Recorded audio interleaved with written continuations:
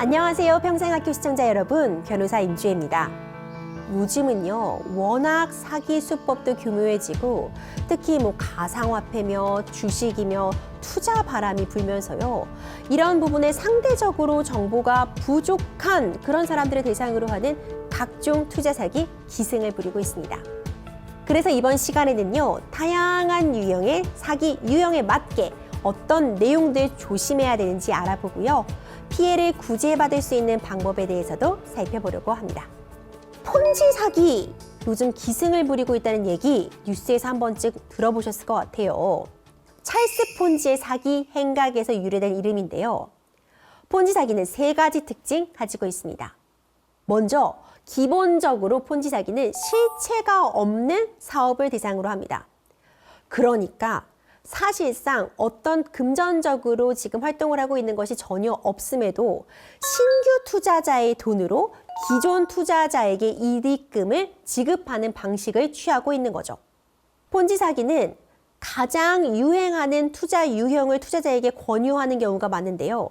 최근 들어서 이거 지금 가상화폐에 투자하는 거다, 미술 작품에 투자하는 거다, 그럴듯한 외형을 갖춘 사업을 믿기로 해서 투자자를 기망하지만 사실은 가상화폐, 거래소도 가짜, 미술품에 대한 투자도 전혀 이루어지지 않은 경우가 대부분입니다.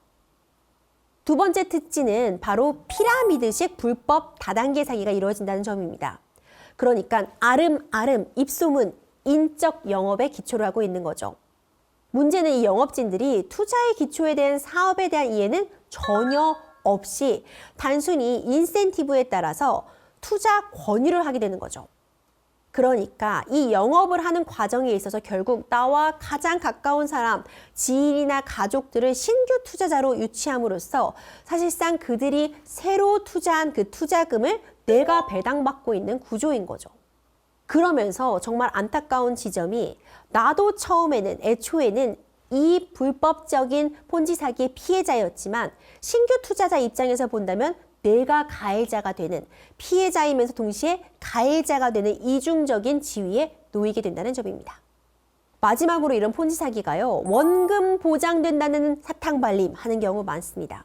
원금 보장해줄게, 너 투자금은 무조건 보장돼, 이렇게 말해주는 건데요. 사실상 그거 지키지 못할 약속인 경우가 대부분인 거죠. 이 폰지 사기는 사업의 실체가 없다고 말씀드렸잖아요. 신규 투자자의 투자로서 앞서 투자한 사람들의 투자금과 이익금을 배당해주고 있는 구조라 어느 순간 이게 잘 돌아가고 있는 것처럼 보이지만 신규 투자가 탁 막히는 경우 정말 그 구조가 와르르르 무너져 버리게 되겠죠. 그런 경우라면 원금 보장 절대 불가능하겠죠. 요즘요, 사실 많이 유행하고 있는 그런 유형으로 가상화폐에 대한 투자가 있습니다. 실제로 아직 상장도 되지 않은 가상화폐인데 이렇게 사탕발림을 하는 거예요. 이거 지금 아직 상장 안 됐는데 상장만 되면 지금 1,000원인데 10만 원은 바로 가. 그러니까 지금 얼른 먼저 투자해. 혹할 만한 내용이잖아요. 그리고 이런 부분을 실제로 가상화폐가 거래되고 있는 거래소의 화면을 막 보여주게 된다면요. 믿을 것 같잖아요. 그리고 믿고 싶잖아요. 그런데 사실 이거 실제로 거래소도 아니고요. 포토샵이나 이런 기술을 통해서 가짜로 거래소처럼 만들어 보여진 화면인 경우 정말 많습니다. 이런 방식 종교화기 때문에 투자자 입장에서는 속일 수 있지만 완전 다 사기인 경우 많아요. 가상화폐 사실 우리 다 휴대폰 어플을 통해서 거래할 수 있는 것인데 이런 부분에 좀 취약한 특히 시니어층을 대상으로 해서요. 가상화폐 투자 대행 사기도 기승을 부리고 있습니다. 그러니까 내가 직접 거래할 수 있는 것임에도 내가 현금을 어떤 사람에게 지급을 하고 그 사람이 나 대신 투자를 해주고 있다고 믿고 있는 건데 사실 이 투자금 꿀꺽하고 아무런 곳에도 투자하지 않은 경우 많습니다. 많은 국민들이 처벌이 너무 약한 거 아니냐, 사기를 범한다고 해도 아주 큰 금액이 아니면 집행유예가 나오기도 하고 수십억 사기를 쳤다는 사람이 형이 너무 가벼우니 계속해서 이런 일이 반복되는 것이 아니냐는 지적을 하기도 하는데요. 맞습니다. 물론 형량을 대폭 높이면요, 해당 범죄가 줄어들 수 있겠죠. 최소한의 형량이 높아지면 해당 범죄를 모의하는 사람들의 심리를 압박할 수 있는 효과는 있을 수 있겠지만 실무적인 관점에서 본다면 대부분의 경제 사건들, 사기, 배임, 횡령과 같은 사건들은 기본적으로 민사 사건과 연결되어 있는 경우가 많습니다. 그러니까 처음부터 기망의 고의로 투자자들을 기망해서 투자금을 편취하는 사건들, 이렇게 애초에 사기로 세팅이 된 사건들도 있지만요. 실제로 사업을 진행하기 위해서 투자금을 받았지만 제대로 그 투자가 성공하지 못해서 투자자들에게 손해를 끼쳐주는 그런 사건들도 있습니다. 그러니까 악의적으로 애초에 사람들을 기망해서 거짓으로 투자금을 모은 그런 악의적인 사기꾼들에 대한 처벌 수위만 높아지는 것이 아니라 어떤 경계선에 있는 사람들, 내가 잘해보려고 했지만 결과적으로 투자가 잘 이루어지지 못해서 손해를 끼치게 된 그런 사람들에 대한 처벌 수위도 함께 높아지게 되겠죠.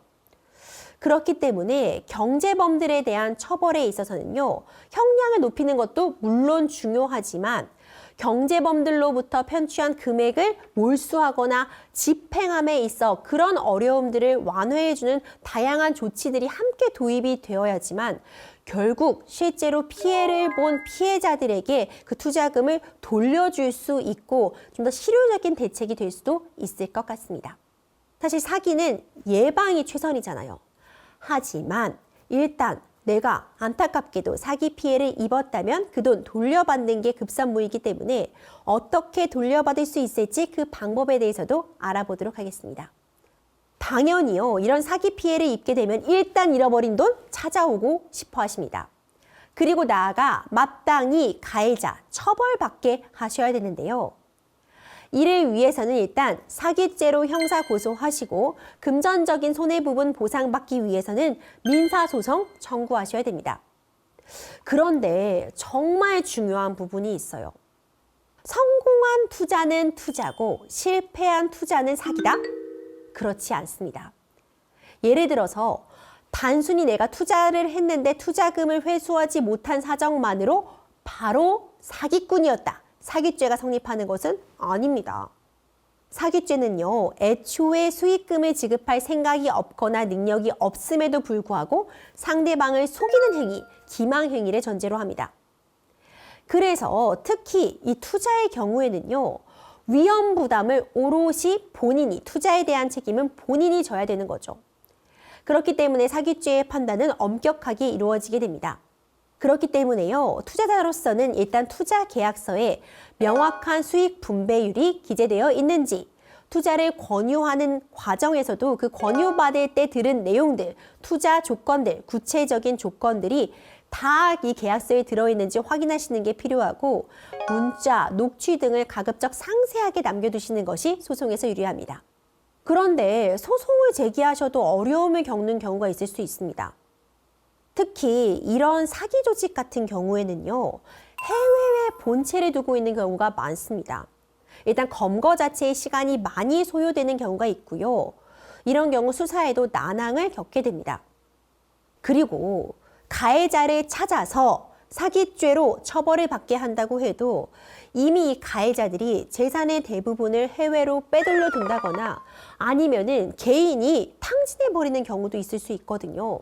그렇기 때문에 기본적으로 사기 피해를 입으셨다면은 형사 고소와 민사소송 진행하셔야 되고 가장 중요한 건 예방책이기 때문에 예방 방법 숙지하시는 거 중요하거든요.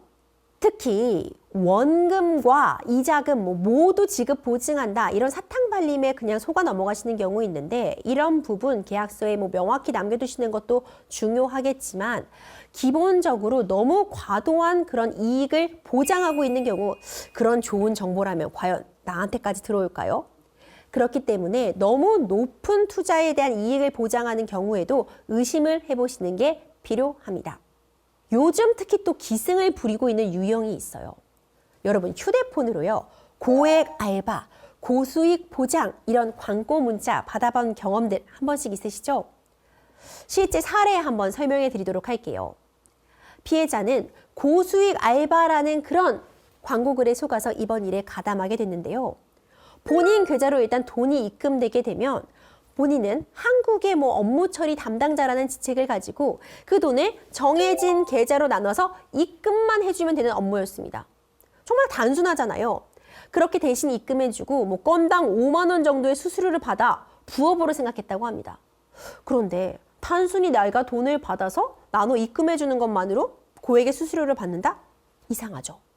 얼마 후 경찰서에서 전화를 받게 됩니다. 글쎄, 이렇게 단순히 나는 계좌를 처리해주는 업무를 대행하고 있다고 생각했는데 내가 입금받은 돈이 사실 보이스피싱 범죄의 피해금이었던 거죠. 그래서 내가 이 돈을 일종의 자금 세탁을 해줌으로써 가해자들에게 나눠준 역할을 담당하는 보이스피싱 중간책으로 검거가 된 겁니다. 사기 혐의로 조사를 받으러 나오라는 연락을 받으면 얼마나 당황하시겠어요. 본인이 하는 일이 정확히 무엇인지도 모른 채 소위 대가를 받은 중간책들도요. 경우에 따라서는 내가 왜 이렇게 이게 불법적인 일임을 정말 모르고 했는지를 내가 정말로 억울하게 이 일에 가담한 것이라는 부분을 소명하지 못하면 사기죄의 공범으로서 내지는 방조범으로서 처벌받을 수도 있습니다. 경미한 범죄로 판단해서 내가 그냥 가담했을 수도 있지만 공문서 위조, 사문서 위조 여러 가지 법률 위반의 죄책을 지어서 징역형까지도 나올 수도 있기 때문에 이런 고액 알바 잘못 가담했다가는요 경찰서 잡혀가실 수도 있다는 점 꼭 기억해 주세요. 오늘은요 다양한 사기 유형에 대해 알아보고 결국 그 구제 방법과 예방법에 대해 알아봤습니다. 가장 중요한 부분은요 너무 고수익을 미끼로 하고 있어서 내가 현혹되지 않는 것. 그렇기 때문에 일단 예방이 최선이다라는 말 다시 한번 강조드리고 싶습니다. 다음 시간에는요. 가정생활과 관련된 법에 대해서 알아보도록 하겠습니다. 감사합니다.